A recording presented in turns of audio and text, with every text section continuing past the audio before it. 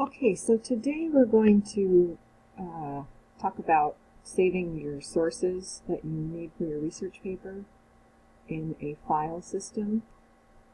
I have a couple of ideas and I'm going to share them with you now.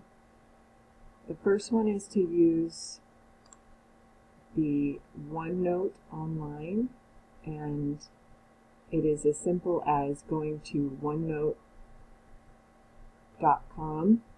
and uploading it to your desktop, and they also have an app you can upload on your phone, and you'll get this icon here or here at the bottom of your screen, and it's incredibly easy to keep a list of your sources. So you want to create a location you want to save as research paper, I would put as a title for the section that you want to save it in. And all you do is clip websites into this file, and you can clip as many as you want and easily keep track of the sources that you're going to use in your research essay. If you decide that you're not going to use some of them, you can always delete them rather easily. You just right-click on them and delete, which is really great too, because you're not always going to use the sources that you're collecting. But this way you can not lose anything. I can't tell you how many times I've gone researching and forgotten what keywords I used, forgotten how I got it, and I lost it forever. So this way you can just clip things into this OneNote and easily keep track of what you're researching, and then easily also delete what you don't want. So that's if you have websites. So let's talk about what you do if you are collecting sources from EBSCOhost. Now, as you know, you're going to need a scholarly journal article. You're also going to need either a newspaper or magazine article. Now, you can have all three of those if you wish, but you want to know that only the magazine or newspaper is required. You don't need both of those. But you do need a scholarly journal article and at least one of those other two. So I've gone to current students on our website, our college website. I'm going to library. And this catalog is for books that you can find on the bookshelves. And then we have article databases, which is where you want to go to get your different kinds of articles. So I'm going to use the interdisciplinary search site database, which is Academic Search Complete. I'm going to click on that. Now I'm at home, so I'm going to have to use this password and username, which is the same exact thing. It's Craft in lowercase, and then for the password, Craft in lowercase. I'm going to log in, and I'm going to enter my keywords. I'm going to say that I'm doing a essay on women in science, so I'm going to do a search for that, and I get a collection of different kinds of articles. They tell you in this icon which articles they are. I always limit it to full text so that I get a good collection of full articles, not just abstracts. The first few of these are journals, and since there are so many journals, I can always, if I found a journal already that I'm going to use, I can always limit it to magazines or newspapers if I'm still looking for those. So I'll go ahead and click on magazines.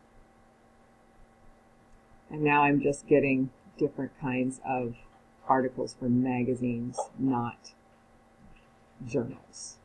And then if I want, and I really do want a newspaper article, I can limit it to newspaper articles. And now I see I have news articles. So what happens when you want to save one of these? Well, this one has the HTML full text, which means somebody just typed it up.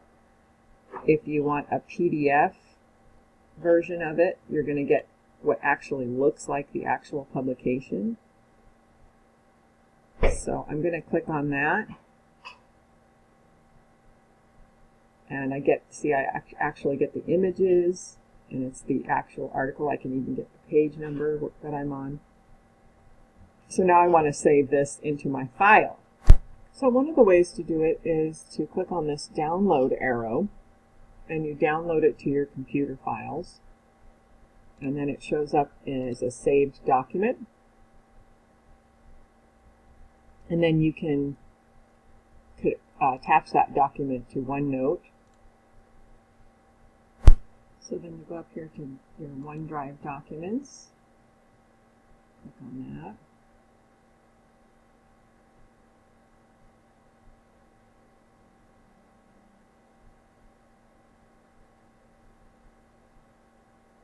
And then you want to upload that file that you downloaded into OneDrive.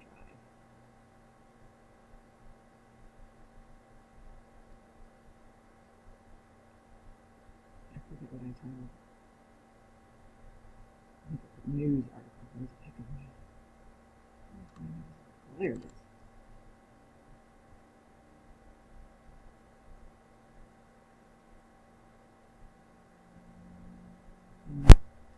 Okay, so the other way is to click the article in OneNote.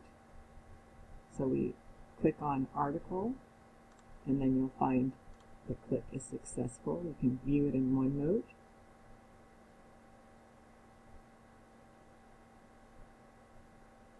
And that just prevents you from having to download and upload. Sometimes links make people a little bit nervous as far as getting access to them later, so they want to just make sure they download the article so they have it in their computer. And that's the reason for doing that. But if you're okay with having a link, I can click on it, you can click on it, and it'll bring the article back up for both of us to view. You can use it in your essay, and I can use it to grade your essays. It just takes a minute to upload the whole thing. All right, so that is for articles and websites. Now let's talk about what you need to do for book sources. If you're getting a hard copy of a book, there's a couple ways you can make sure I can see the pages of the books that you use. Some people say, how am I supposed to give you 300 pages of a book? There's no way you're going to use 300 pages of a book in your 7-page research paper, right? Seven pages of text, and the rest of the pages are outline and works cited. But you're really not going to be able to use 300 pages of a book. So what inevitably happens is you end up using certain pages. So here's a picture of the page of the book that I would use in my paper. You will have all this information on your works cited page, but I need to see the text that is actually in the book. So you can, just use this quote here if you wish, or you can paraphrase this whole page, these few paragraphs here. But this is going to be the citation inside your essay. And so now I can share that photo of the page of the book in OneNote, as long as I have it uploaded into my system. And I can add a note about it. You can tell me what part you quoted or whatever note you want to put in there for yourself. Paraphrase paragraphs 2 and 3. And that way I can go and see that if your paragraphs are marked. Otherwise you'd put a different note in there. Any note you want to do. And you're going to send that to your OneNote. And then you're going to find it in your OneNote files. Now if you want to find a media source online, you're going to find it likely through YouTube or TED Talks, but it has to be credible. It can't just be a random media source. So I'm typing in Women in Science. That's been my go-to search. And I come up to an interesting TED Talk.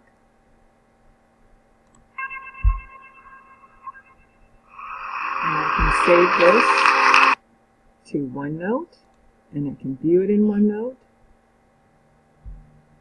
And also, when you do this, you'll be able to share it with me, and I'll be able to view it as one of your sources.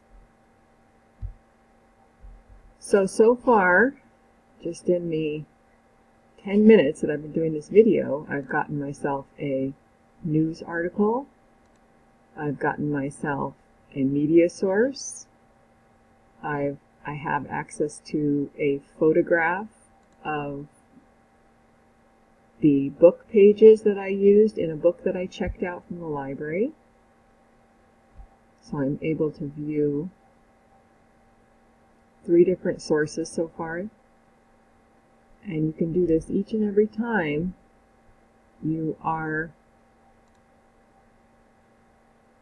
researching, and just keep saving things into this OneNote file, and that way you don't have to figure out how to get them to me or how we're going to collect them, or it's just going to be all there already, and all you have to do is then share this with me later on in the process when I ask you to submit your sources. So this is one of the easiest ways that I feel you can share your sources with me so I can grade your research essays quickly and easily. Another way is I created a document that you can just cut and paste things into, and I'm okay with you using it, and I will give it to you as a choice between doing OneNote and doing this document. But the problem with that is it's going to require that you try to remember what your sources were and collect your sources and put them in this document during the week that you're trying to finish writing a research paper. If you use OneNote throughout the whole process, then you don't have to worry about having to collect them after the fact. You'll have them all ready to go, and all you have to do is share it with me. So you decide what's going to be easier for you. I'm going to give you the 2 choices. So the document that I created where you have to upload things into it one at a time at the end of the process, or you just keep this OneNote going throughout the whole research process. So good luck and happy researching.